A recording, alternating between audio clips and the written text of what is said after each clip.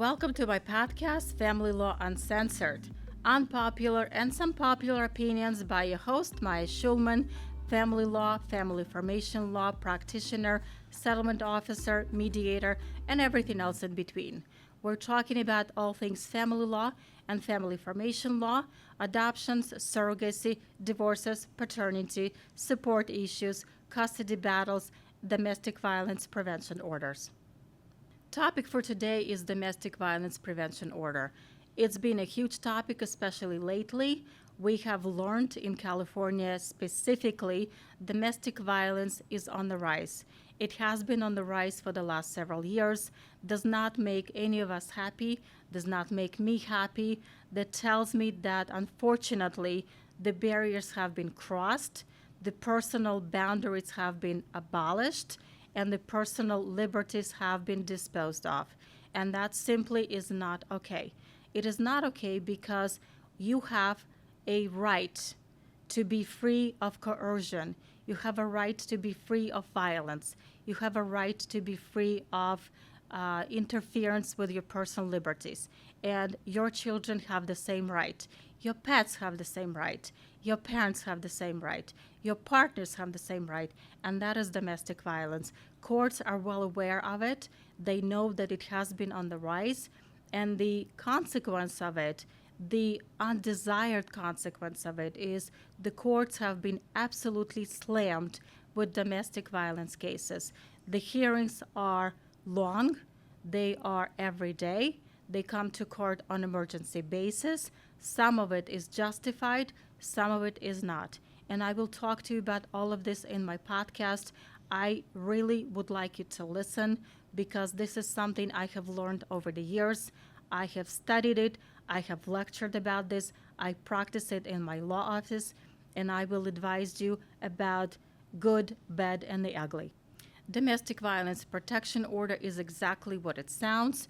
It is an order for your personal protection that is issued in the first instance, can be issued by law enforcement if you call law enforcement to your house or to an incident where it occurred on the scene. The law enforcement is allowed to issue an emergency protective order with abbreviation of EPO that is valid for 7 days. At the end of it, you are entitled to ask for a temporary protective order, TPO, which is issued by a judge at the courthouse. It can be issued on an emergency basis. That protective order is going to be enforced for about 21 days, after which you will have to go to court and testify if you want that temporary order to be extended into a permanent one. And you have to do it at trial with live testimony, with witnesses, with exhibits, and etc., etc., etc. Anybody can file for it, a man or a woman, and even a child over a certain age on his or her own can file for domestic violence protection order. You can also file for domestic violence protection order to include your kids. That has been the law in the last 3 or 4 years. Kids are your family, your pets are your family, and we protect everyone. Your spouse is your family, your housekeeper is not. So you need to realize that there are certain guidelines for who you can protect. You need to know how to do it properly. If you can't do this with an attorney, you need to know that every courthouse has a self-clinic office that is designed to help you at least to fill out a paperwork for domestic violence protective order. At the end of it, I do not recommend that you do it yourself. Just because the stakes are so high, you have to have a legal professional help you deal with the family law protective order. The judges know this. They will help you do this if you're on your own. But really, if you have family members to protect, your children, your pets, or whomever is in your household, you should have legal counsel to do this. In my office, we do this all the time. Happy to help you. And this is something where you should just send us an email or call, and someone will talk to you as soon as we can, because that is one of the acute issues today in California. Every conversation with my office is confidential. We do conflict check to make sure that we don't accidentally speak to both sides of the case. We take this protection very seriously. Conversations, emails, texts, whoever, however you talk to us is covered by attorney-client privilege. It will be never disclosed to any third party, so your confidence is going to be safe with us in our office. If you feel you are not safe, if you feel that you, your children, your pets, anyone else in your household is in danger, whether verbal, physical, emotional, or frankly even financial, and I'll talk about this separately in the next episode, but if you don't feel you're safe, first and foremost, you have to call law enforcement. Safety has to be your first concern. You don't need to stand on ceremony. You don't need to concern with yourself with how it's going to look to your neighbors. If you don't feel safe, you get protection first. Lawyers cannot be called to the scene to protect you. We're not that. To get protection immediately, you call 911, and then you deal with the legalities of it. Under California law, the types of behavior that are considered domestic violence are physical abuse, verbal abuse, emotional abuse. You don't have to have bruises to ask for protection. You don't have to have a broken leg to ask for protection. You don't have to be yelled at to ask for protection. It is enough to be unsafe, however that unsafety comes about.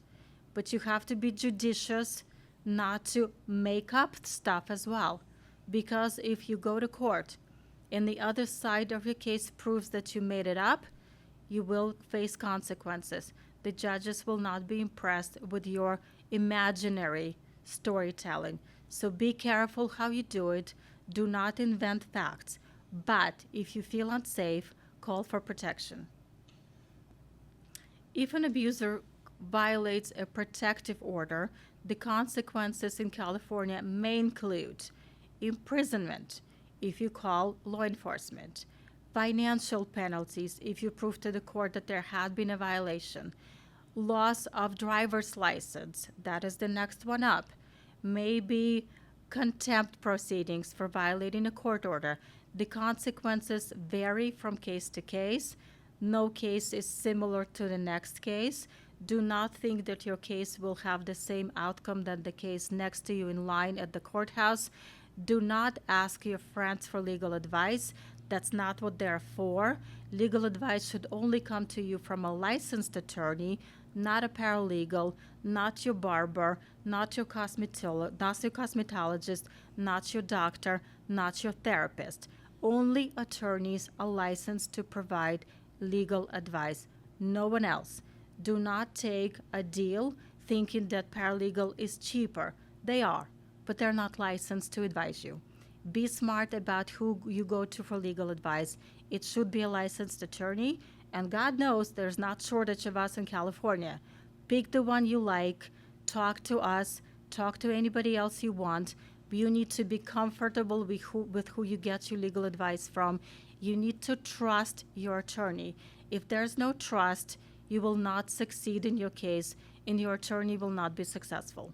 Often enough in California, domestic violence protective order includes provisions for custody of your children and your pets. When we talk about your children, if there are included protected persons, which means that the domestic violence protective order extends for their protection.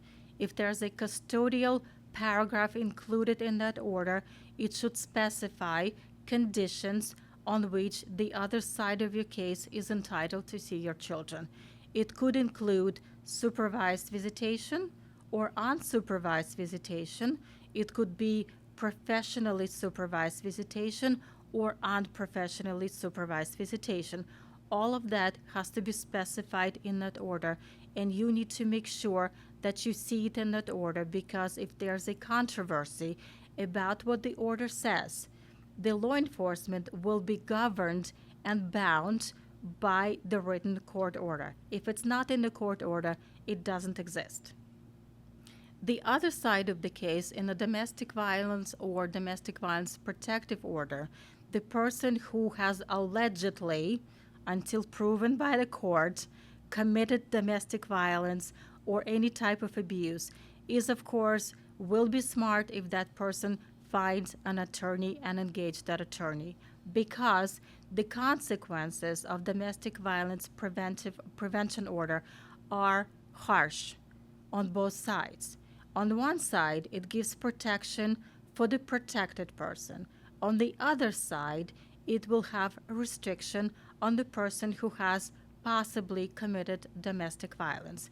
And the consequences are going to be that person will be restricted from seeing the spouse. That person will be restricted from seeing the children. That person will be restricted from seeing the pets. And otherwise, not any less significant, any domestic violence restraining order is subject to be in a public record of your court file. I'm saying this because any employer in California is likely to find that order, and any prospective employer is likely to find that order. It is public record. So the person who is found to have committed domestic violence will be best served by engaging an attorney who is knowledgeable in domestic violence. If you believe that you are in danger and you fear for your safety or the safety of your children or the safety of your household members or the safety of your pets, the first thing you do is you call 911. And when the law enforcement comes about and comes in, you tell them what happened and you ask for protection. Do not stand on ceremony. Do not think you can handle it yourself, because the chances are you cannot. And if you don't ask for protection, it is very likely that the further acts of violence will happen, because the accuser will know that he or she can do something else if not stopped. Do not delay. Call for help. We've come to the end of this episode. I can't thank you enough for listening, and I'm saying this sincerely. I hope you can hear it. I'm saying this because there's a ton of social media out there on every topic, and I know you have a choice. You have choices, more than one. And I also know that I don't have all the opinions that are super popular, but that's what I do. My unpopular opinions are what you should be listening to. My unpopular opinions is what I'm known for. I'm an acquired taste. I'm not Facebook. You should not click on me just so you like me. You should click on me because I provide unpopular opinions. I'm your voice of dissent. But that is why you should listen to me, because I will tell you what others will not. I will tell you what others will hide for whatever reason. Maybe because they just want you to come and spend your money in their office. I don't care. I don't want your money if you don't listen to me. I will want your money for you to listen to me, because that will be money worth spending. That will be a voice worth listening to, and I'm here to provide it for you on any topic you want that has to do with family law, family formation law, adoption, surrogacy, domestic violence, all in California, and anything else in between. So come listen, come click, come join, send an email, send a pigeon courier, whatever you want, I'm here for you. Family Law Uncensored, Maya Shulman.